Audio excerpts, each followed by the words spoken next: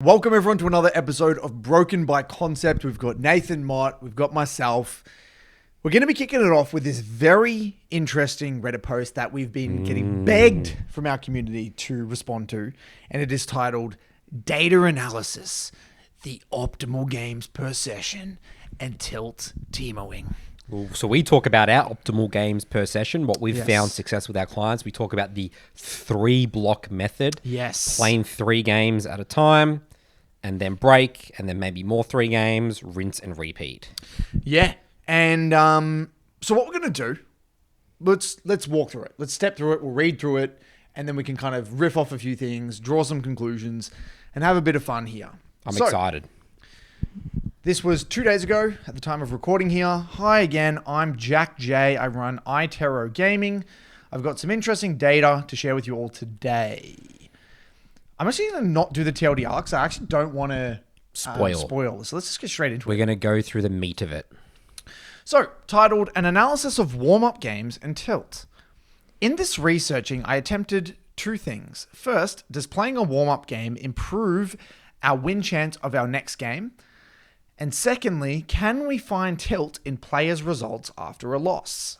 Great questions. So there's a few data caveats that he's mentioned here. Their analysis below is based on 5 million games from 100,000 players.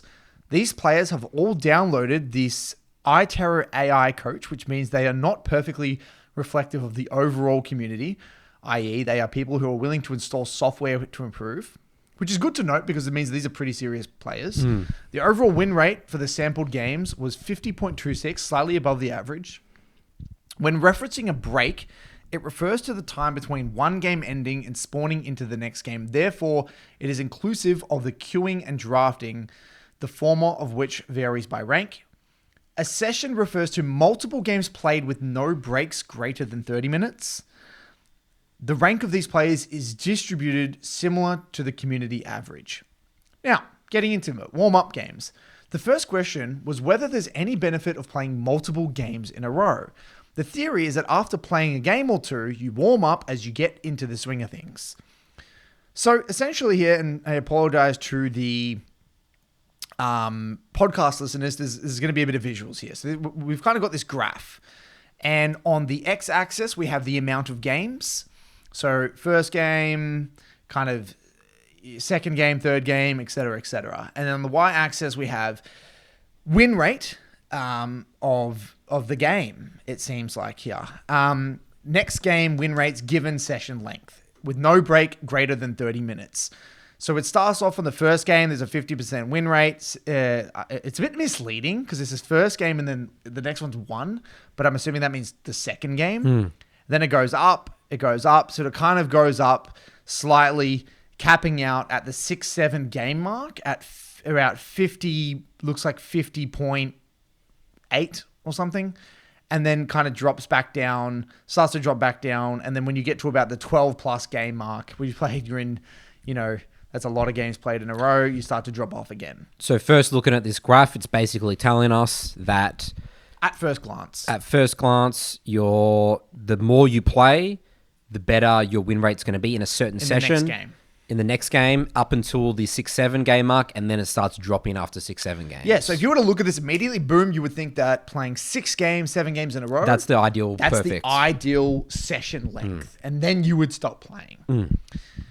And so before we kind of analyze this, let's read kind of the below comments here. From here, we can clearly see an increasing win rate with more games played in the session. This behavior continues all the way to game 6-7. Games have been played, after which it starts to rapidly decrease with players only winning 49.6% of the games if they've already played 12 or more in the session. Remember, our overall win rate for the earliest dataset was 50.3, so a noticeable decrease. Note, if you're wondering how most of these are above the average is because almost half of the games were first games with a win rate below average of 50%, and therefore the weighted average is still 50.3. Takeaway number 1, warm-up games are important. The optimal session length is around 7 games, and your first game is usually your worst, except for lunatics on a 12-game marathon. Okay, so now that we've established, what the graph is about and the context, I have kind of one thing that a little bit kind of confuses me here. And this is the thing that I can't, my hunch, and I'm not a data analyst here, so people in the comments feel free to jab at me and correct me here, but I can't help but feel that this data is kind of biased. Now, not by any fault of his own, but just the way this data is presented. So when I look at this, you take the average person, they're going to look at this and think, I should be playing 6 to 7 games no matter what.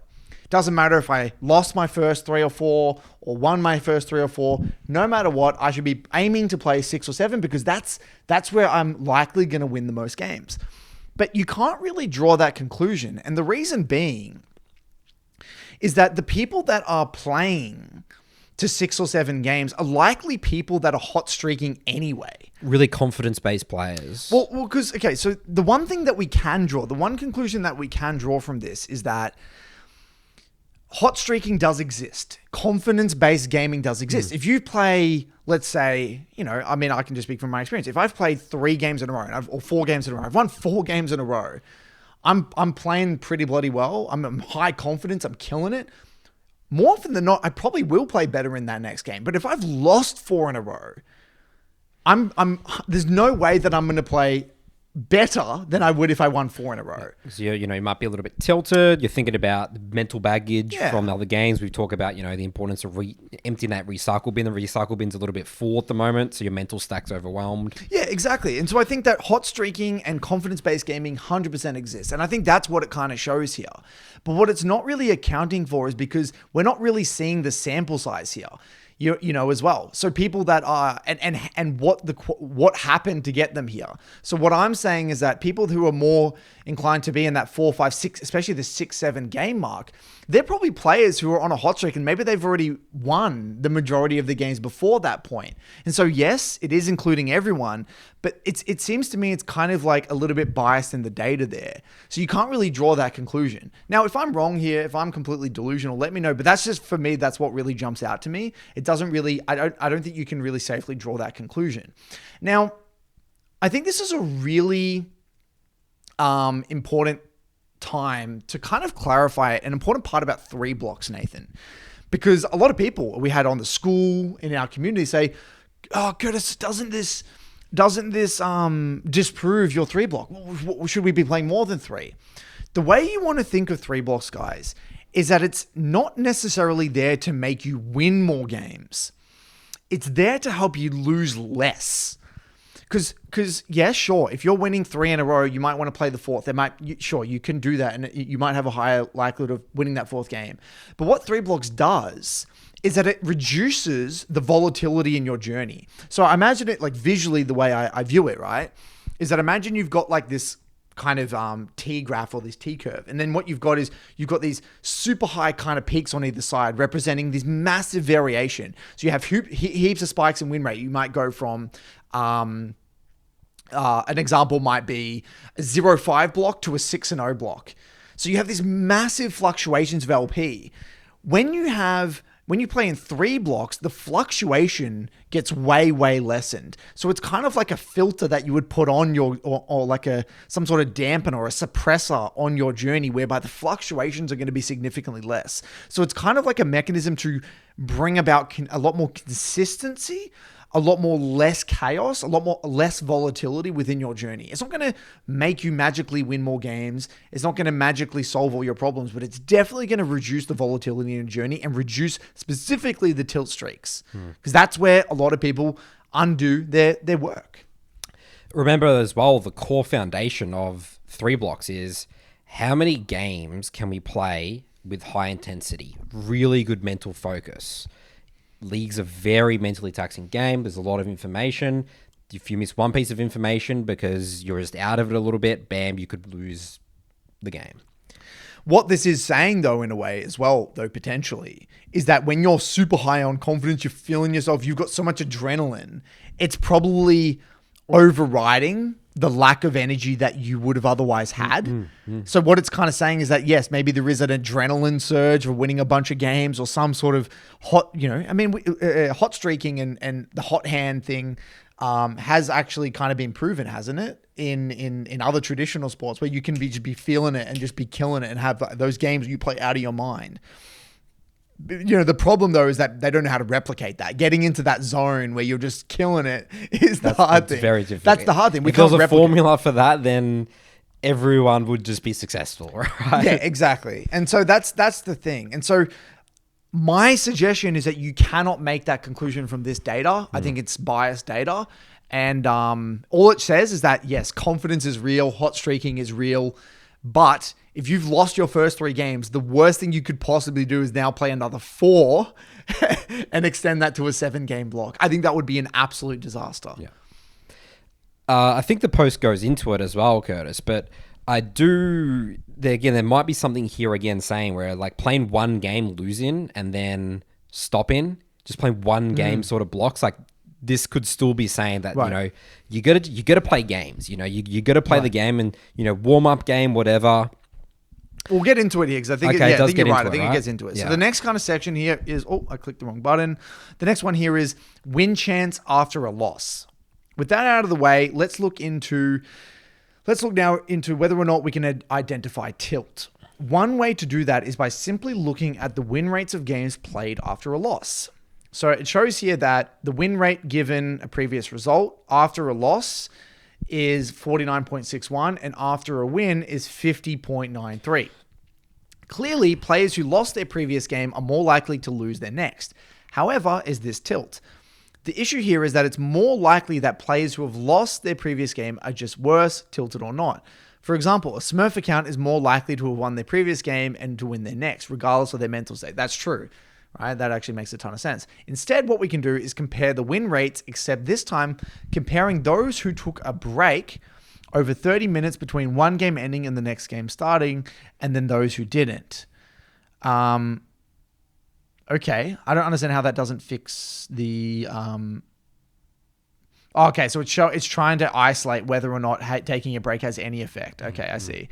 Players who lost a game and then didn't take a break were actually winning slightly more games than those who did. Okay, so essentially what it shows here is that someone who doesn't take a break after a loss, their win rate is 49.69. But if they do take a break, their win rate is lower and it's 49.52. Okay, so taking a break either way, whether it's after a win or after a loss, actually, according to the data, leads to a lower win rate. And so then it goes in further in depth here, looking at win rates after a loss by length of break taken.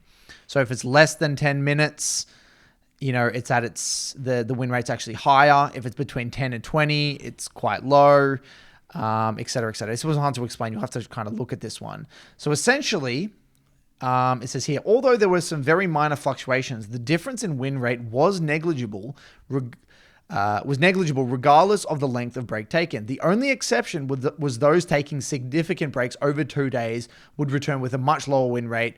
And that makes sense, right? Because you're just coming back rusty, and you probably have ranked anxiety right there.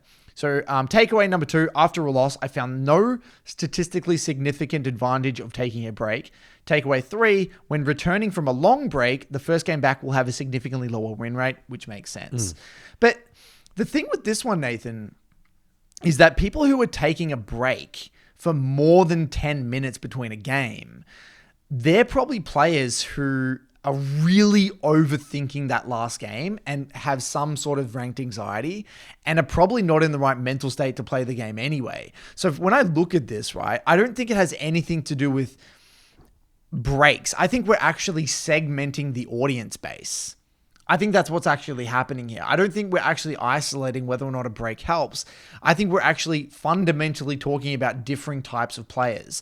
So think about it, right? If you've got a player that after one game doesn't take a break, right? That they just play straight away. They're probably not overthinking that last game potentially, and they're just getting into the next game, letting go, moving on, whatever happened, moving on. The people that are taking a short break, right? It says here, look, less than 10 minutes after a loss actually have a slightly higher, if not the same win rate than someone that doesn't take a break. Look at the data here, Nathan. On this little graph here, it says, after a loss with no break, 49.69%. This one says here, Win rate after a loss, less than 10 minutes. So someone who's following our process or following a normal process of just quickly going over their first 2 deaths, queuing up again, doing a really short review, getting into the next game, they're having the most results, basically, right? Then what you've got is you've got players here who are doing between 10 and 20 minutes and 20 to an hour. That's the lowest, which would make sense to me because they're players who have massively overthought, you know what I mean? Who've massively overthought their first game of the day. They've massively overthought. And also this data here is really misleading because this is also accounting for over 48 hours. Yeah. I think, yeah. That's why you've got 49 points. You've got 49.5 So too. that's really distorting. That's distorting. It's dragging the average. It's dragging the average down massively there. So my point being here is that the people that are overthinking, they're either over reviewing or they're venting and they just can't get themselves to queue up because they've massively overemphasized that last loss. So I think this one is less about breaks. I think this one just shows that if you're not letting go of the last game and you're either over reviewing or you're making too much of a big deal of that last game, that's going to massively impact your performance in the next game, which it is, and that would make sense. And I've seen that. Yep.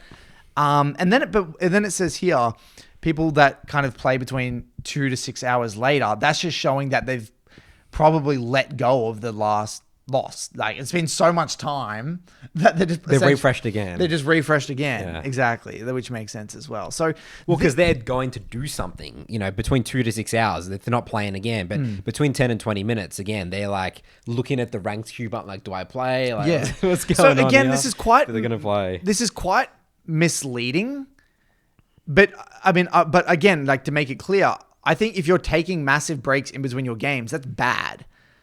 That's really not good. Yep. And we're very aligned on that, right? That's why the 3-block process also is great because I want you guys to go 0-3. I want you guys to play the 3 games no matter what. I don't care how bad you feel or whatever. Let's get those 3 games because I need you to make this part of your routine. Playing the 3 games no matter what, it's going to way less emphasize that game 1 loss. You can be like, okay, well, I lost game 1. Oh, like I lost game 2. Okay, well, who cares? I got to play my 3rd one here, right? And it just sort of gets you into that pattern and that thinking, that mindset of like wins and losses. Stop thinking about them, right? Let's get specific about the learning and the decision making, right? Getting in the goddamn repetitions. At the end of the day, that's what we're trying to do on this podcast in our coaching. When we review a game, Curtis, we are not looking at a win and loss. We're looking at decision making and seeing if it's replicable. That's what we're trying to do. 3-block process helps us do that by distracting us with the process, so we're not thinking about the wins and the losses. Exactly right. And then there's a third section here, Nathan, called Tilted Champions. I wondered if this effect changed by champion played, I wondered if this effect changed by champion played and found that only the following 5 champs had a statistically significant drop in win rate if played immediately after a loss with no break. Lee Sin, Yasuo, Garen, Leona, Teemo. All those things champs have in common? What? They can't come back in the game. Maybe Garen can a little bit, but these champs can be absolutely useless. So if Yasuo, you lose with it, and look, Teemo as well, and like Lee Sin, like if you like do a one bad game with these type of champs, these champs you get, it's, you can go in deep spirals with these type of champs. If that makes sense. Because think about it, Leona support, if you start dying, you're going to die a million times in that game, right? I'm surprised I don't see Nautilus in here, but Leona is actually quite a popular support, I believe. So that's probably, it's way more popular than Nautilus. Teemo, again, would just, massive, and then Yasuo, Lee Sin. And I think the Teemo is probably biased in a way, isn't it? Because a lot of people would troll pick Teemo or whatever true as well. Yeah. Potentially. Yeah. Well, it says what the takeaway is. Do you actually want to play Teemo or are you just tilted? I wondered whether the type of loss would change this. For example, if you got crushed in 15 minutes or fought a close game till the bitter end, would that change how tilted you were? From this, I found that players who did well in their loss had a higher win chance in the next game. But obviously, good players who played well but lost are still good players and have higher win rates. So there's no evidence to say it's tilt related. Okay. Champion warm-up. Finally, returning to the question of the benefit of warming up, does playing the exact same champion without a break provide an advantage? Yes, if you're immediately re-queuing, then playing the same champion again has a statistically significant advantage regardless of whether you won or not. However, I've shown during my research of winning the drafting phase, this is probably because you're repeating a champion. You probably have a higher mastery that is ultimately the best way to improve your chance of winning. Yes. So again, it's probably just a bit of bias here. Again, people who are playing that same champ probably have more mastery on that champion, so on and so forth. And also as well, if you win with a champion, you want to keep winning. You don't switch champion. Right, I see what you mean. You know what I'm saying? Yeah, right. So again, that's sort of going to skew it again, I feel like, once again, because you're incentivized to keep playing that champion if you keep winning, but you will switch champion if you lose. So, and if you lose, yeah. So it's again, there's probably more sample size of people that are winning with the same. Yeah, I have a quick story. I did a review today, Curtis, bronze Vi player in my Jungle Academy. Really good gameplay. You know, he says he's been struggling in bronze for 400 games. He just started picking up Vi during my program recently, and I wanted to look at his match history, and because I said, "What's going on, right? Like, why we're not climbing?" And I counted his last 17 Vi games. His last 17 Vi games, he went 14-3, right? But then there was this massive 7-game loss streak of playing different champs like Kane and Lilia. We had 0 mastery on them, right? And all I have to see is that one Vi loss into the next champions, and then that was that 7 thing. A player that's literally winning and dominating Vi games. That's even if you have success with that champion, it takes one game to flip the switch. What did they say when you highlighted that? What did he say? He didn't really say much. He sort of was just also just lecturing him, like you're over exaggerating. Like let's just relax, you know? Because he was like, yeah, I guess makes sense, but like let's settle down, like. It makes sense why we might be struggling, when I just see this big 7-game loss streak. I actually just want to show it because it's important to show. We got to see it. Where is it? VOD review links. And here we go. This is the guy here. Here we go. It's so good, dude. So here you go. So again, I counted. So there's all the Vi, all the Vi, right? And then here we go. And so this was the loss right here, right? 4-6-1 into Hecarim. And then bam. Oh, no. And then Kane. And this Hecarim game as well, like, it's not like he like hard carried. He would've got lucky. Yeah. So he felt like, Hecarim. So I'm going to try another champion because I'm just going to not play Vi. Or maybe Hecarim was banned. And then look, bam. Look at that. 1, 2, 3, 4, 5, 6, 7 losses in a row. And then goes back to Vi and then wins every So again, even if you have success, and look at his Vi games before, it's not like he was doing bad. Look, he was carrying games, 18-8. Look, it was just fine. We're just on a normal journey, winning a little bit more than we're losing. We are losing some here and there, but I thought that was funny. Yeah. So that's how even if you're having success overall in your journey, it takes that one game to flip the switch. And I look at the thing on the left. You got a 57% win rate, dominating with Vi, and then 0% win rate on Kane. 14 games played. Yeah. Kindred 40, yeah, crazy.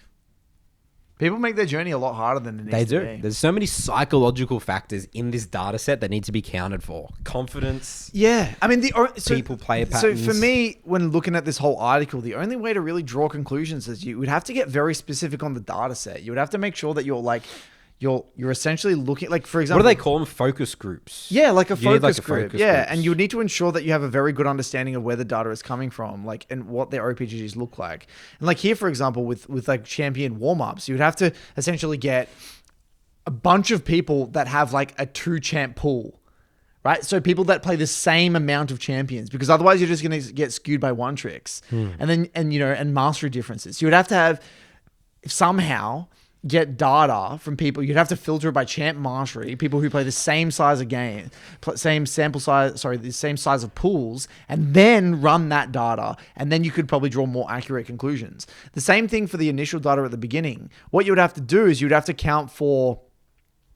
add in another layer here in terms of sample size, in terms of like the amount of people. And you'd have to actually probably have to do it a bunch of miniature graphs if they won 3 in a row, lost 3 in a row. You know what I mean? Like, you would have to get way more specific. You can't really like generalize the data like this, in my opinion. So look, I think there are some takeaways. Well, he says there's some takeaways. Aim to play multiple games in a session. Short breaks allowed. Avoid single game sessions. Yes. Play the same champ as much as you can. And most importantly, if you just lost a game, don't lock Teemo. Don't tilt lock Teemo. So again, I mean, there's some interesting stuff, but just a lot of stuff you have to kind of get through just to kind of get the learning. So I want to go to the top comment here, Curtis, sure. on this Reddit post, because this post guy has got some attention. This Wizard XD YouTube says, wow, very, very surprised that taking a break does nothing for tilt. When I'm tilted, I can literally feel myself playing worse. Am I a statistical anomaly, or am I just confirmation bias? Or maybe I'm just bad and would have lost the next game anyways. But what does like break mean? Like maybe this guy, like how long is he talking? Yeah, I don't know. I feel like people are very, very bad at being introspective and understanding their situation when they're emotionally compromised, and myself included. Like I like to think that I'm quite stoic about the game, and I've been very vocal about this. Like an example of that was that for years I thought that chat didn't affect me, and then I realized that it did. No matter how, cool guy, stoicism, whatever that I wanted to be, Chat doesn't affect chat definitely affected me. I literally had someone in my program message me, DM. He said, Curtis, muting chat was a game changer for me. I thought it never affected me, but it did.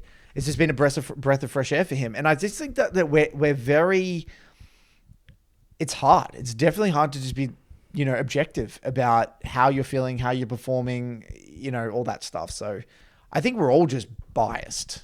Really, I think it's really hard to be objective. Yeah.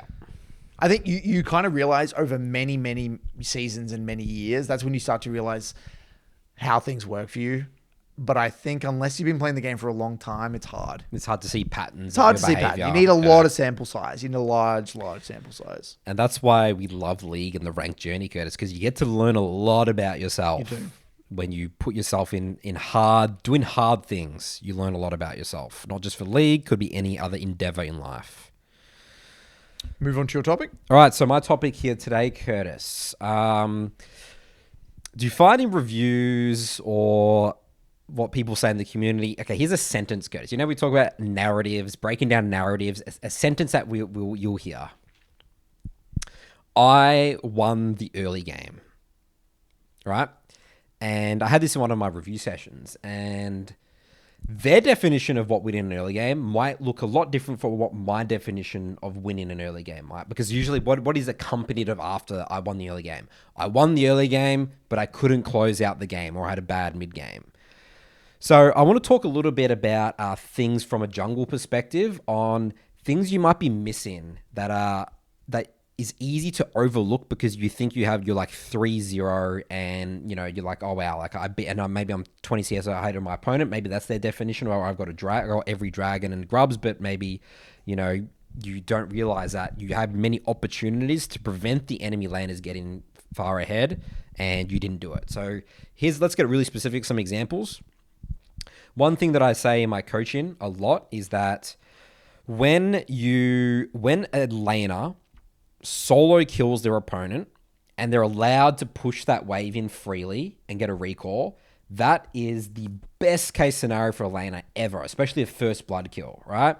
If you as a jungler prevent them from pushing in that wave, you don't even have to kill them. You just be like, you put your body there, you go, I'm not letting you push in that wave, so then they can't get a beautiful bounce back and then maybe repeat kill. That is an invisible thing that I would say, like if you miss that opportunity, I wouldn't really call that as like a clean or a one early game, because what you're missing is that laner is now way stronger than they could be because they've got a perfect solo kill, wave crash, wave bouncing back, can maybe repeat kill them again, that you're missing. Is there a version of that for mid lane, you think? Because jungle's more about impacting the entire map. Well, I think I'm just going to say straight up, I think jungle there's more options, right? Like as a jungler, I think there's so much you can do. Like there's a lot of invisible things you can do, isn't there? Right? Whether it's pinging, escorting a wave in. Yeah, escorting a wave in, hovering a volatile laner. Missing counter gank opportunities. Yeah, pinging the enemy jungle's path. Like there's so many things I think you could do as a jungler. So I would say it's inherently, you would probably find that more.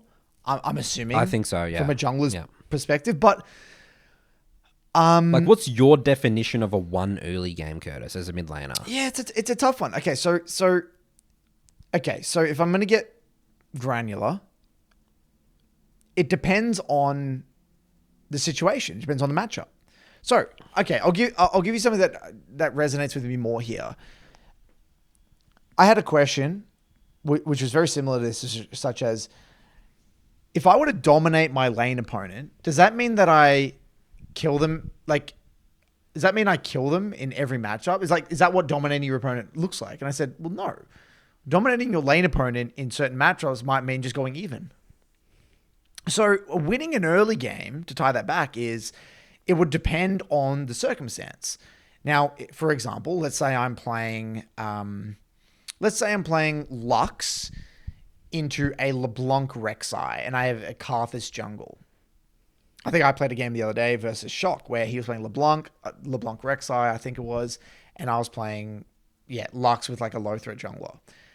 Now, a one lane for me, or a good early game, is one where, again, I don't die to a gank, my farm's relatively good, I've been able to get some okay resets, and I feel like I'd be pretty happy. That would be like a good early game for me. Now, conversely, if I'm playing Tristana into Kassadin, a good early game for me where I should be getting up, I don't know, 30 CS, dominating, sending them back on multiple bad resets, getting really good quality deep vision, spotting the enemy jungler, getting a really good first base where I can get a straight up, tier 2 boots, whatever, and that would be a good early game. So it very much depends on not only the 1v1 matchup, but also the mid jungle 2v2 and what your jungler does. Yeah. Right? So if your jungler was a gank-oriented jungler and they were hovering mid and you got nothing, then that probably wasn't a good early game. And, that probably wasn't a good early game. So to answer that question, it would massively depend on the circumstance of the game. Yeah. But people don't understand that. Yeah, right? So, like, I sort of want people to do a bit more, think or in their reviews. And because a lot of people would just skip over and like, oh, like my score looks good. Right. Or, again, I got this dragon or a thing. And there's probably a lot of things you could be preventing from the enemy team. Stem the bleeding from lanes. And, again, this is maybe more of a jungle-specific thing. It could be even a mid lane. Like, you prevent in one dive by just disappearing out of Fog of War and just threatening the enemy bot lane a little bit more. So correct me if I'm wrong, just interpreting what you're saying. What you're saying is that you found that most people who feel as though they've had a pretty solid early game are still leaving so much on the table, and they shouldn't be necessarily jumping to move into the mid game yet and or translational leads and focus on refining that early game. Is exactly that right. Kind of what you're saying? Yeah. Right. Well, that, but also, so then they're not getting that confused mid-game because this person is really strong. Like, let's say like the Aurelia top. I think I had a review today where the Aurelia top got really strong. And there was an opportunity where we could really disrupt that pattern of Aurelia, like, taking over the game. Just one time, we just needed to be there. And then, it's like, okay, well, Aurelia took control of this game. It's like, well, we actually had an opportunity to really shut her game down in the early game. I so think it's sort of just that I'm just sort of preventing confusion, and because then all the narratives will come. It's like, oh, this champ's just the best champ in the game, or my top diff or whatever it is. I think there's a bit of an invisible thing going on here, Nathan, that you're assuming that the wider league community understands. And so the underlying assumption is this. For that, this is actually what you've internalized, but you may not even be aware of it. And the idea is that the better quality your early game is, the easier your mid game is. So the way I view it is like, bang for your buck, like return on your time investment. If you, let's say refining your mid game, right? Let's say that gives you 5-1 return. Refining your early game gives you 20-1 return. And so that's a good analogy, yeah. your mindset is always you're overemphasizing the early game because it's more bang for your buck. It's more value. You're actually solving problems that occur in the mid game by solving them in the early game. Exactly right. And so you're willing to sometimes even overemphasize the early game because you know that that person may be, or even yourself included, you may risk solving problems that never even should have been a problem in the first place.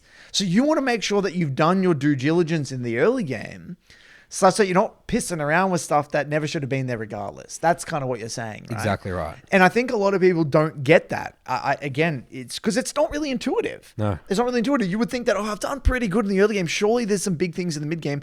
Yeah, that can be the case.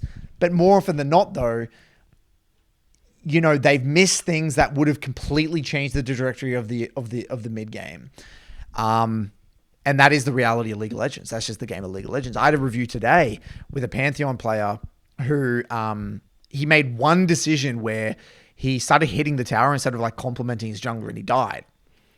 And then he asked a question towards the end of the session saying, but I feel like I'm really struggling with my mid-game farm. And I'm like, well, the reason you're not able to get good quality farm numbers in the mid-game is because you're not able to get prio on the side. You're not able to get prio on the side because you're behind from the mid-game. From the early game, you mean? From the other game, sorry. Yeah. So there's no point solving a problem that shouldn't exist in the first place.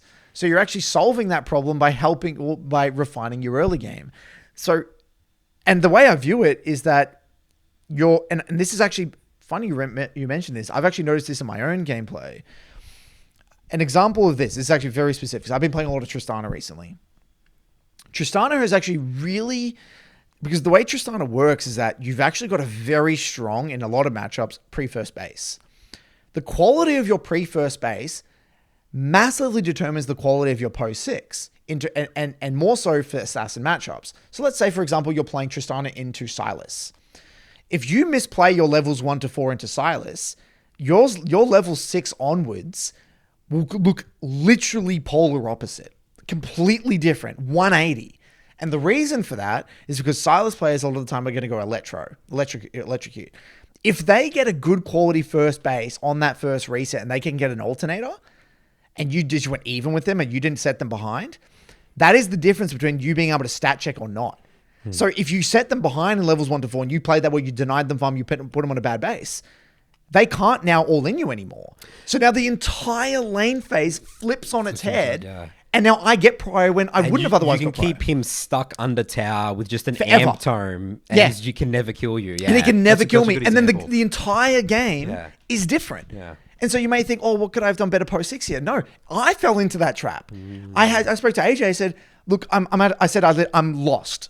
I told him, I said, I don't know. I can't figure out this matchup. And you know why? Because I was looking over my first 5 levels and that's good. That's all right. I mean, it looks okay. I'm shoving them in but no, I'm leaving so much. I was leaving so much on the table with my levels 1 to 5, levels 1 to 4. He said, Curtis, that completely changes your post first base. And I couldn't, even after he said that, I couldn't get until I saw it again and Tim showed me a thing. And then I'm like, oh, wow. Yeah, this actually makes a ton of sense. And I get it. And I didn't get it. And even me, and a veteran, even I couldn't get it. Yeah. And I couldn't actually see how much of a difference it made until I needed to literally look at it. I'm like, wow. So look at it from you doing it or someone else doing it. And I'm like, oh, okay, wow, that makes so much sense. I saw Tim versus Sylas, and then he showed me this clip, and I'm like, oh shit, okay, yeah, this is a different game. And so there's many matchups like that, and there's not just Tristana. And so so that's a mid laner, I would say, example of a detail that is easily overlooked. And if you don't have champ mastery, you don't have matchup understanding, it's easily overlooked. And that changes the game in its entirety. Yeah. So I just wanted to people to think about that statement a bit more. I won the early game. What does that mean for you, your champion, that specific game? Because I think it's a statement that can be dangerous, and it can lead you down paths where you just can't really improve. You just get stuck in ruts because you think you're having great early games, and it's like, there's a lot of wriggle room here. It leads a snowballing game at the end of the day, right? And the key here, and again, we sound like a broken record here on the BBC, is curiosity. The only way I prevented myself from falling into that trap of losing my mind is that I was so curious. I said, I straight away after that game into this, I said, help me figure this out. I know I'm doing something wrong because this doesn't feel right. Whatever the hell I'm doing here, this can't be it. Yeah. If I'm getting shit on here at level 6, this guy's eating on me and I'm getting stat checked. is this just the reality? Yeah. And so either way, it might have been the reality. But you need to just get extra information and extra advice. You just need to... Yeah. I'm just curious. I just want the truth. Yeah. Just give me the truth. Yeah. What is the truth? That's all I want to know. And I'll go to the ends of the earth. I don't give a shit who I need to talk to, whether they're lower than me, higher than me, better than me, worse than me. I don't give a shit. I want the truth. And if I need someone to show me the truth, I needed someone. I was emotional. I said, I can't figure this shit out. I can't get it. And so that's the difference. And that's what we're looking for. And that's what we encourage in our clients, isn't it? It's just, okay, you might have done well in the early game, but let's see how well. And it's like, you need to embrace, you need to have that it's like, all right, well, this early game was all right, but is this really is this what I have to work with, this Fed Aurelia on topside? Is this it?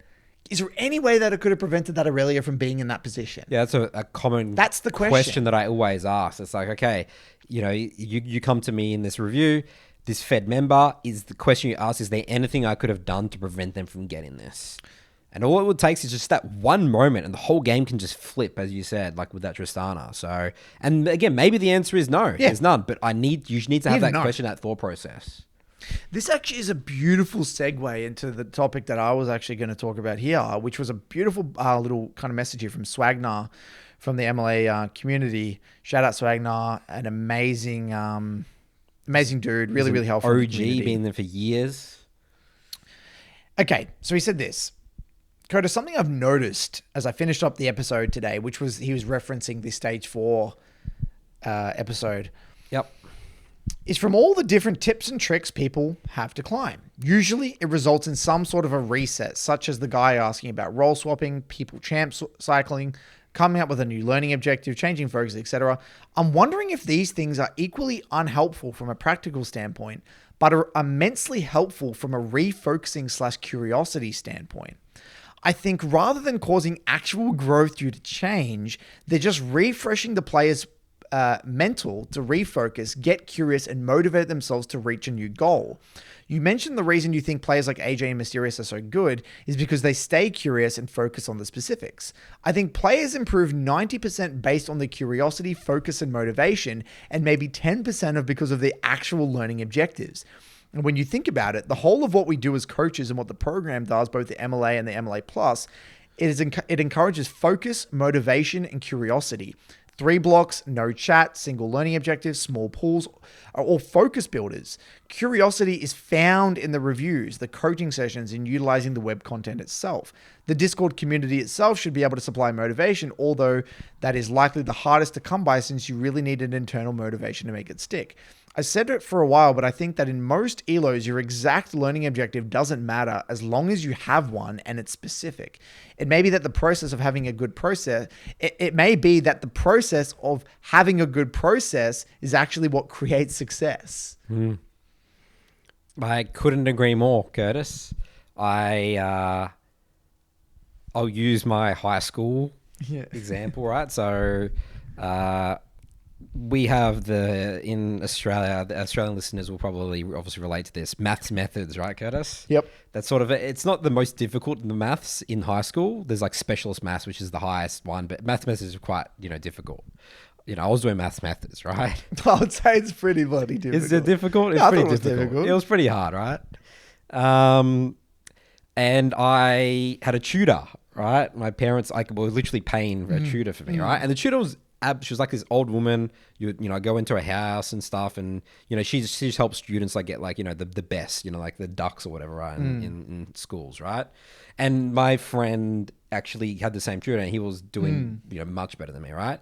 And I'll go to these sessions and stuff like that, and she was a good teacher and she was doing great and stuff, but I had no interest in succeeding in school, right? I had no focus, no process, no motivation, no will. So even though we could come there and we'll do my homework and I'd actually get I literally had moments where I'm getting pretty good at this specific this topic that we might be doing the first couple of weeks, but that would just be for that one, and I wouldn't have it for the next topic or the next topic. And then I literally in these tests I was getting one question right of 70, because that's the only question I could do of one that made me click. So I could have a teacher in front of me literally have the answers, how to do it, but I just wasn't interested in it at all. and had no motivation, no curiosity. So I'm not going to get results anyway. Yeah. Yeah, it's the most important thing. If you can't engage with it, if you're not engaged with it and you're not curious, you're not motivated, then you can be offered everything on a platter and it's just not going to work. I totally agree. Yeah. And I think, and I think that kind of what we do, and I guess it's like the hidden side effect, isn't it? Whereby this whole, our communities, the I guess the podcast and, all this stuff it's really getting people excited about the game, getting them interested in the game, getting them motivated to climb up and play with intensity. It's not really about what they learn, it's how they engage with the game. And that gets them the most results. Yeah. And I guess you could say, so it's my tutor's failure for not getting me excited about Mathis, but there's no way you would have gotten me excited about it, I don't know. I think it is partly a teacher's. I think really good teachers do aim to get you engaged with the content. I think that is a part of being a teacher, isn't it? I mean, think about our coaching sessions. We try to, I can't speak for you. I haven't watched your coaching in a while, but you don't just go there, here we go again. No, I get them excited. Yeah, you try to get excited, energy. And we know that intuitively works. Yeah. Like I really try to be like, right, so what are we looking at today? Ask some questions. I try to get the client involved. We know intuitively that if we try to up the intensity a little bit, we try to ask them questions, we try to, keep the pace of the VOD going, right? Rather than looking at every single second, we skim forward and be like, go, go, go. It's making it more engaging. And even if they're not getting everything, it's getting them thinking about some things. They might take one or two things away. I think, again, Swagnar's on point here where it's less about what we teach. It's more about the way we teach, kind of, in a way. And the motivation, curiosity, and it's a huge underlying factor. So I thought it was an interesting observation. And I think he's on the money there. Yeah. I think he's onto something. 90%, it's a bit extreme. Yeah, maybe 90%. But it's a big chunk. It's a big chunk. You got to have it. That's the foundation core of learning anything, any skill, and actually improving anything hard. Yep. Totally agree. Very interesting. Moving on. All right. So we've got our school community topics. We'll remind people that if you want to join, you can join up. We've actually hit 2,000 members this week. Nice. So good work, team. We're slowly growing our community. Sriracha's winning the leaderboard still. That's the 30-day one, yeah. So good work. The MLA is beating Soul 2, unfortunately. Fang's letting... Fang, come on, you're getting beat here. Getting sloppy. All right, so this post one here was from Harry. The title of this post was, how do you manage the stress of playing at your peak elo? Love this question. So he says, I've been struggling dealing with the stress I get from playing at my peak elo. For some context, I haven't played ranked properly since season 8. Back then, I was super motivated to hit diamond, and when I finally achieved it, my drive to play league fizzled out. For the next couple years, I sort of played ranked, meaning I really just played placements and casually played ranked throughout the years, stopping when I started to get some pushback in my climb. Usually this happened around Platinum 2, back when Emerald didn't exist. Last year, season 2023, I hit Diamond playing semi-casual, and then following that this year, I hit Diamond again at the beginning of this year for Split 1, which reignited my motivation to climb higher, so now I'm aiming for Masters. The thing is, I subtly felt like I didn't deserve to be Diamond, and moreover, I was a little scared to actually play in Diamond. So I thought, why don't I try to hit Diamond on an alt account just to make sure I really should be there? This was actually a pretty enjoyable thing to do. I ended up hitting Diamond on an alt account with a really good win rate.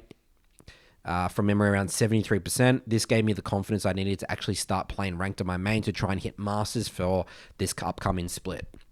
The issue is, as I have climbed this season, every time I'm playing at my new peak, I'm stressing the F out, which for me comes in the form of excessive caffeine, and not only that, it feels like I am way more tiltable during these games specifically. To help manage this, I take breaks after every game, but I really would much prefer to be desensitized to the feeling if possible. So what do you guys do to help deal with this? I'm guessing this is a universal problem, not just specific to me. So we'll go over some of our community. You actually responded to this one as well, our community posts. I think I have a bit of a different response than what I did here, actually, thinking about it. I'm listening it again. So Srirachi says, it sounds like you have a classic case of ranked anxiety. My number one advice for this is to just brute force it and play games. It may be scary at first, but after a few blocks, you'll soon discover that playing at your peak rank isn't so scary or different from playing below it. Keith says, I was in gold for 7 years of my league journey. During that time, I was in school for most of it. Around 2019, I was able to properly take on being a student. And from 2019 to 2022, I was battling severe ranked anxiety. And then he said that his tips were: ensure teammates can't type to you, set a goal before getting into game and focus on only that goal. Post-game review, one thing that stood out to you about your gameplay can be related to your goal. Forget hitting master and get used to playing in your peak rank game by game. Avoid looking at OPGGs or your LP post-game and only the process of reviewing your gameplay. Love that one.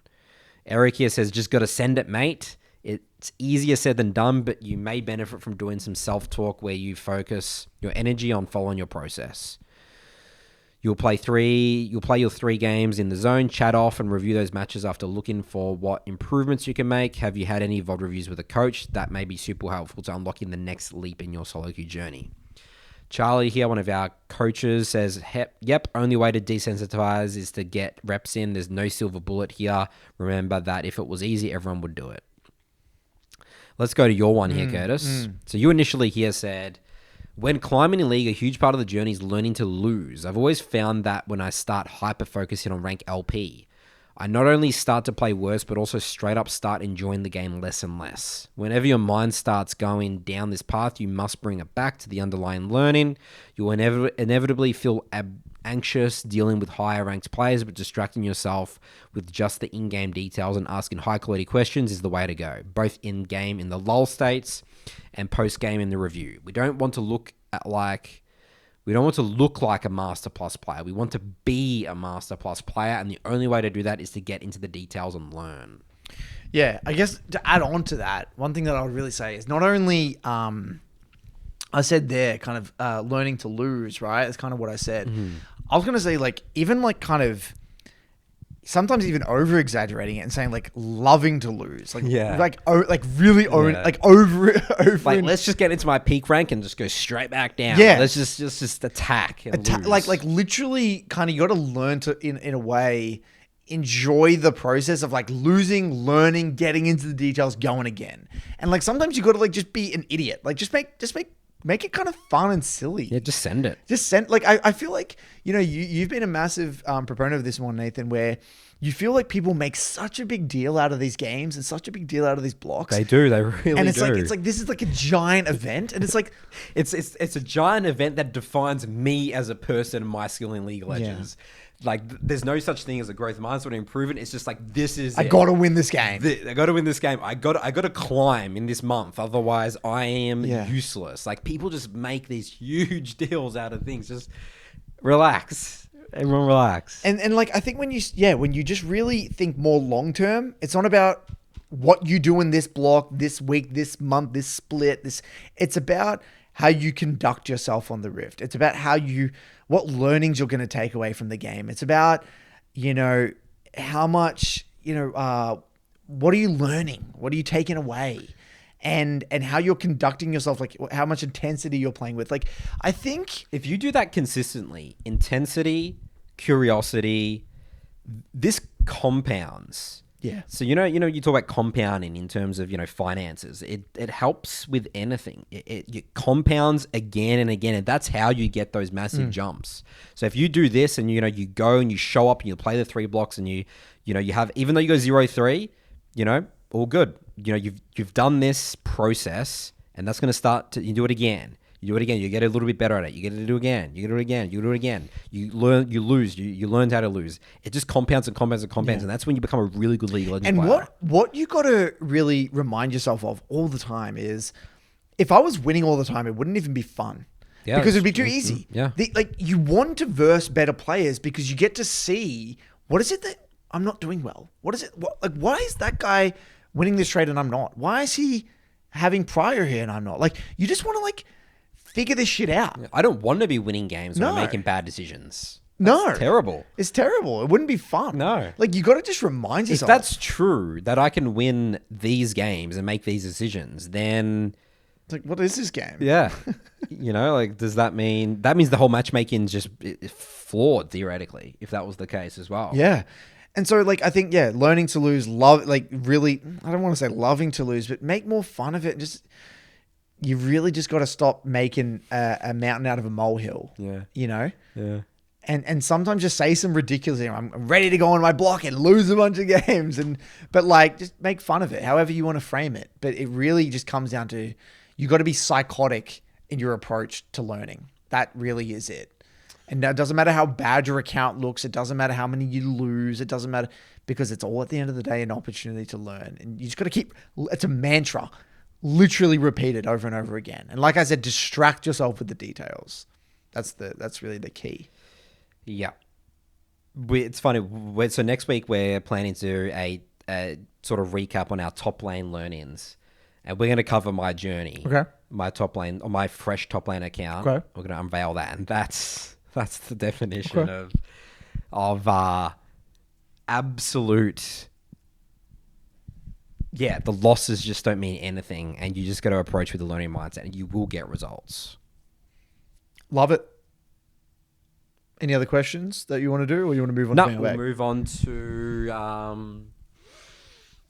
Mailbag. Mailbag is usually the next segment. Yep. Away we go. Welcome back for Nathan's Mailbag. Jingle, jingle, jingle song. Alrighty then. Our first question here comes from Matthew. The title of this email is People Getting Too Good at League. Hey, Coach and Nathan. I saw this post on the Summoner School subreddit and thought it was pretty interesting take. I was wondering what your thoughts are on this topic of people becoming so good at this game that the learning curve for new players is just going to get way too steep. Thanks. Also, in honor of your new Garen guide, I wanted to ask, what kind of car does Garen drive? What kind of car does Garen drive? What would he drive? Oh, he'll drive a one of those Jeep? Mustangs. You know, those like GTs or whatever. Oh, you think so? Oh, yeah. You got to go fast. Oh, he's just a cool dude. He's just a chat. Yeah, because does he have the skin with the glasses? He's got that.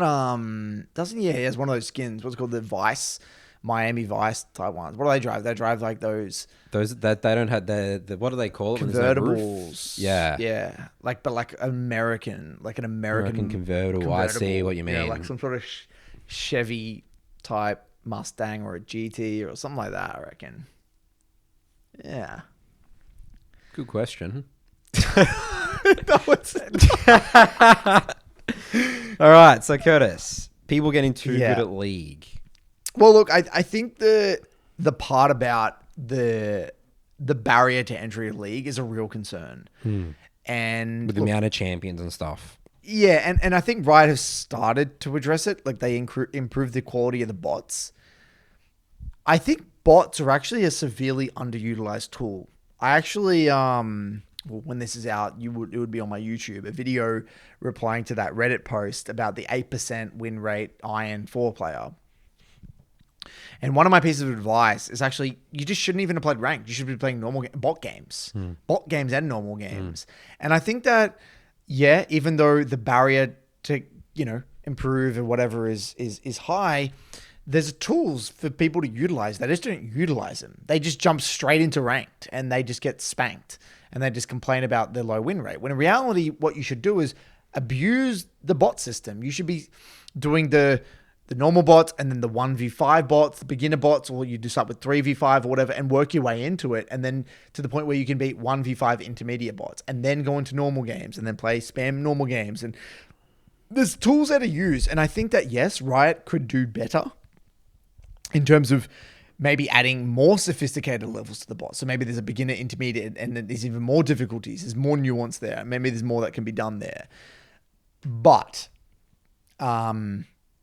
I just think that it's not really going to be too much of a concern, especially since they've also increased Smurf detection and stuff like that. So I think it's harder for people to have like really, really low elo smurfs than what it used to be. So I think as long as Riot are continually stamping out smurfs, they're trying to actively improve bots, and we raise awareness towards using bots in normal games properly, then it should be okay. It should be manageable. What do you think? I'm going to say for this one, Curtis, is that you got to remember of parts of League and just sports, the human side of things, focus, dedication, mental stack. So I can, go into a game and play way below my level. I could literally do that and just not think about anything. I wouldn't even F key, nothing. And I'll miss so much information in that game that I'll struggle in like a platinum game, right? Even playing jungle. The fact that that's true, just for sports, stuff like that, like you've got to put effort, energy, and time and into a game or a sport. And like, as long as that it's always going to be true, then you don't need to worry. Like, you can always overtake someone. So it's not like, what I mean? It's not like you can, the challenger players now, does that mean just going to be challenger forever? No, they're going to drop off. They're going to get lazy. They're going to have narratives. They're going to get, like there's the constant cycle of, NASA says the circle of life and death. Like the circle of life and competition always is changing. What is life and death in the sense of people dying off? Yeah. In terms of their literally motivation and stuff. Dying off. Yeah, that's right. So yeah, you don't have to really worry about that too much with just sport and competitive. Remember, League, it's the same map, and also like let's say you're a new player, right? And let's say there's a player who's like really talented, whatever, comes into it, and gets to like diamond or whatever their first season, whatever. Remember, they're playing League in its current iteration, so all the past iterations of League and metas and champions, like let's say you see Tristana mid all the time, and then suddenly everyone learns how to play against Tristana mid. You can learn that pretty quick right there. Like the Tristana mid's new for me. I need to sort of figure out how that works right now, So you playing the game right now in this moment. You're learning this iteration of the game, and a lot of other metas and stuff actually don't matter. Yes, maybe there's a bit of an edge or an advantage of you playing. Let's say if let's say if Ornn, for example, or Cassante was super meta, 3 seasons ago, and you played at that time, and someone who didn't play the thing now has to play versus Cassante, and you like have an idea of what Cassante in the meta looks like, maybe you could see some advantage there, but that's still so minimal, then you just pick it up again. So I think people over exaggerate too much, even the learning curve of League, because you're playing that iteration and you need to bring it back down to basic human, focus, dedication, time, all that. Yeah, wow, that's a really good response. I think you're spot on in the sense that you, in a way, kind of have advantages. You have less mental baggage, less narratives. For example, Corki being changed like he has. There's no memory of Corki being another version of Corki. Yeah. You're just seeing Corki for what it is now with no expectations. Yep. It's like, oh, that's just Corki. And so is everyone else for the first time. Yeah. And so I think that if you're new, there are advantages. You're more fresh for sure. And also you can learn the game in a much better way, because the amount of good quality educational content there is now comparatively what there used to be. I mean, think about it. There was no Midland Academy or Soul Tour or BBC podcast 5 years ago. Even, you know what I mean? Like if you learnt the game ages ago, yeah, sure, you've been playing the game for longer, but you would have a hell of a lot of narratives and a hell of a lot of misconceptions, and you would have had an incredibly inefficient learning journey because no one's giving you direction. The whole idea of champ reference points and all this stuff years ago wouldn't have even existed. So I think that, yeah, you can learn faster, you can learn more efficiently, cleaner. So I think there's, kind of advantages there. And remember, knowledge and execution are two almost separate things, right? I mean, they're obviously joint, right? But like, there's a big difference between them, So, people, saying people getting too good at League, like, you talk about someone knows how to freeze a wave, but do they know how to freeze a wave? They how to execute that in that specific matchup with the jungler there, or, is that even worth it to do at that specific stage of the game here? Like there's so many execution factors of League that take ridiculous amount of muscle memory and continued effort to be consistent at it and to actually be good at the game. It's like, how we say about learning objectives, they swap and like you get sloppy at things all the time. You and I, in our own gameplay, we get sloppy at things. We have to constantly revisit stuff. So yeah, I don't think, but you need to stress about it too much. I don't think that the nature of sports, like in it just doesn't matter. It actually just genuinely doesn't And matter. the game itself is actually changing and getting patched. That shows, if anything, that's an advantage. It's an advantage. Then jumping into NFL or basketball, whatever it is, like that's actually chess, an advantage for new people. And chess, yeah. Because you can catch up because it's changing. You guys are both playing a new champion. There's no advantage there that they have. So I think there's actually limited advantages to actually getting good at League, actually, compared to some of these really old traditional sports in a way. Interesting. All right, next question here comes from... we'll do that one next. And I'll do this one here. From Gallae. The title of this email is Role Enjoyment versus Quality of Educational Resources. Hi, Coach and Nathan. First things first, I just want to apologize for this email's length. I tried editing it down as much as I could, but I have a lot of history with and a lot of thoughts about League and feel the context is important. You could have just removed that sentence. Yeah, I don't know why I read that. There you go, guys. This is a low-budget podcast that the emails are not vetted before we read them. I'm Gallae, a member of Coach's MLS program, which is now the MLA. I started the program with Gold 4 and quickly got to Platinum 4 utilizing the resources in the MLA Discord, especially asking Coach Curtis and the other mentors about certain decisions and what I could have done better in a team fight, skirmish, laning moment. My rank was on a steady upward trajectory and I was learning a lot about the game and improving both my knowledge and my attitude towards the game until school ramped up and I had to put solo queue on the back burner until summer break started this past week. This is probably where I would put an OPGG link so you guys could identify what needs to change to fix my problem, except that I have a 54% win rate and haven't really hit a wall in terms of improvement. My issue is that I don't really enjoy mid lane nearly as much as I thought I would. When Season 14 started and lethality items made crit marksman non-existent for a number of patches, I signed up for the mid lane academy and started learning Echo, which I've had a pretty fun time with. I like how strong his side lane push is and his basic combos are satisfying to pull off. However, I find myself not wanting to queue up for blocks and get back into solo queue, even though school is over for the summer and I have all the time in the world to play. And I've spent the last week trying to identify why I don't want to play League the way I used to. The conclusion I came is that I miss bot lane. I miss playing the marksman champions I played for the last 5 years, and the only reason I'm still playing mid is because I love the setup of the mid lane academy. The quality of learning I get from that space has been invaluable to my improvement. So my question is, should I prioritize spending my time and effort on a lane where I may not enjoy my time as much, but I have a very clear and helpful educational resources, or a lane where I don't have as clear a track to improvement as the mid lane academy may provide, but where I enjoy my time a lot more? Looking forward to hearing what you guys think. Gallae. Well, we will have an Eddie Carey Academy eventually. We are. We're in the works at the moment. So hopefully by the end of this year. Fingers crossed. She literally asked it here, I think, to that end, is there a coaching resource like the MLA geared towards ADC players? Coming soon. It's coming soon. By the end of the year, there will be one. Yeah. I mean, I think it's a no-brainer. Just play the role you enjoy the most. Yeah. You know, suck it up for now. We'll be around. We will have our academy together soon. In the meantime, I'm sure you could probably find some 80 carry content on YouTube to get you through in the meantime.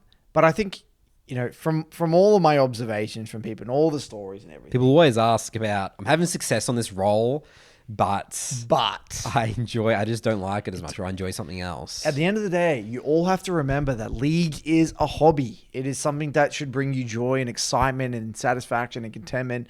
And ultimately, if you're not feeling that, then it's a waste of time. It is simply a waste of time. And you should always play the role that gives you the most contentment, satisfaction, etc.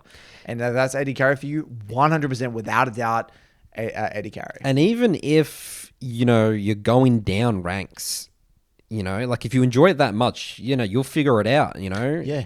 Because people have this sunk cost fallacy. They put so much time into this role and I think they have all this, so it's not worth leaving that role, it's just not worth it because they're going to be so far behind. But again, you're probably going to regret. It's like, Probably I've just played this role that whole season. Like, you guys, you'll be surprised how quickly you can pick things up. Sort of going back to our last question about, are all the AD carries just so good I can't catch up to them now? No, Like, again, there's focus, mental stack. We're humans at the end of the day. And scrape through, do what you can, find the resources, whatever. I'm sure there'll be some out there. And then, we'll be there soon to help you out. Next one here comes from Guillermo. Gallae. No, not Guillermo, okay. Curtis. From Inglourious Basterds by Quentin Tarantino. Hello, coaches and BBCers. I'm Guillermo. I'm from Spain. So I think that was an Italian name, Guillermo Curtis. Which I pronounce in an American accent. So I'm butchering that one. I apologize. Before getting into the topic, I just wanted to thank you guys for all the incredible content you put out consistently. It's great to have no BS content creators like you in the LoL community. So during my time as a League player, I've always had trouble with autopiloting and tunnel vision in games. I've always struggled to analyze the state of the game before committing to a play, and I sucked at using my LoL states. However, during the recent months, I found a way to overcome this, and I thought I could share it with you guys in case anyone may find it helpful. Some time ago, I started recording my games and talking to the mic and about the decisions I made. The way I could rewatch the VOD and know exactly what was my reasoning behind every play. This was already a game changer for me since it adds a lot of context to the review, but I found out something even better. Speaking to the mic kept me focused. Since then, I've picked up the habit of acting as if I was streaming to an imaginary audience and doing an educational commentary regardless if I'm recording myself or not. It might sound weird, but by acting like this makes me think about every decision I make because I feel obligated to add context to my plays. For example, if I'm mid and a fight breaks out in the river, before I started doing this, there will be a high chance that I'll go there without putting much reason into it. Now, I first speak to my fake audience. Do I want to go there? That leads me to quickly evaluate details like my wave state, ally and enemy position, item, level up, and HP. All this helps me make a decision, which in the end may or may not be correct, but at least I made it based on something. This also helps for my LoL state usage. When getting back to the lane after reset, there's not much happening in my screen, but I can't shut up for 30 seconds because I have to entertain my imaginary audience. So I pressed Alt and scout the other laners, which gives me a good grasp on what my role in the game is and how I should play it. I would like to know what you coaches think about this. I'll recommend anyone with the same issue as myself, which is staying focused in games and not autopiloting, to try it out, but maybe you guys have a different opinion. Thanks in advance and greetings from Spain. It's not weird at all, man. I've actually found a similar thing in my own live commentaries. It's a skill. I will say it's a skill within itself to do this, but it is incredibly helpful once you develop the skill. I've actually recommended this specific tactic, if you will, to a lot of people. So I will kind of forewarn people. Number one, the first time you do this, it will feel mentally overwhelming and you'll kind of stop talking because you're just so focused on the game. You stop talking. What I found, and I actually had a bit of a mental block because I was terrible at it. I thought I couldn't do it. Yeah. But then you just keep trying, you actually get better at it. And I had the exact same experience that he had where there was like a fight. It's like, all right, looks like a fight's breaking out. And I'll just say, but my wave's doing this, or but my wing comes on bot side. You're forced to be more deliberate and play with more intention. And for people who are struggling with playing with intention and gathering information and using their LoL states, it's a really, really awesome thing to do. So I couldn't recommend it enough. And I think it's really great advice. So I'm glad to hear, from Galami here. Guillermo. Just call him Galami, Kurt. We're committed to that one. Sorry for butchering your name, mate. But yes, really good advice, and highly recommend people check it out and do it themselves. At the end of the day, League is it's hard for sometimes people to believe, but League's a very structured game, and there is high percentage and low percentage situations. You can see things forming where you should go do something. And I always say this for a jungler's perspective, when to skip camps or not. When a jungler ganks, right? I say this literally almost every review session, at least probably 6 or 7 times a day. you need to explain to me why this gank makes sense. And I try and really make it fun when I say this. Like, you need to like visualize yourself in the court of law, and you need to like defend. You know, you have to like explain and show me the evidence why this gank is a high percentage gank. And if you're having that conversation to yourself, you'll be surprised how many ganks you wouldn't go for, you know, because you can literally just describe it's like, this is not gankable because the enemy bot lane is full HP. I have a Zeri Yumi. This is going to take so much time and resources. I have 0 follow-up. It's probably not a good idea, even though I'm getting pinged for it, you know? Everything, you know, just live commentaries. I don't know if, I mean, we put them in our program, so they're technically behind a paywall, but, you know, people in my program, when I do my live commentaries with Udia, they get shocked about how everything makes sense that I'm saying. There's not a single thing that I do that is random or coin flip. And if there is something that's random happening on the map, I will identify, I'll literally have that conversation saying, okay, this fight here, my team's fighting, there's no objective. I'm actually happy to let them die. Or, okay, I can sort of see that my team's aggressively posturing. I need to actually, even though it's actually inefficient for me to go here, technically, I need to go here because Baron's up and I can't let my team die. We need to be strong. We need to fight. So, and then, like, let's say if you're, you know, you're obviously not at our level, you're making mistakes and you're going to the wrong place, but then you've had that conversation, you've had a hypothesis, didn't work, but you've actually had a thought process. I mean, I'm sometimes surprised at how much people aren't thinking in their games. And if you just do this process, just get the kickstart going. As you said, just suck at it, be overwhelmed. But it's so helpful for you to be explaining your thought process and what's next and what you're doing and what your mindset is every moment of the game, because that is what we're doing when we play. Everything has intention. Everything must have intention. To either go to that play or not go to that play. Not going to that play is intention. Or even just start with the lull states. Don't even worry about the lane or in pathing. Just start with it's the hard basics. To do in the lane. Yeah, just start with the basics of just like, you know, I'm going to talk in my lull sets. All right, so this is what I'm thinking. This is what's going on in the game. This is who's strong. This is who's weak. This is who can kill me. And then as soon as you get to lane, stop.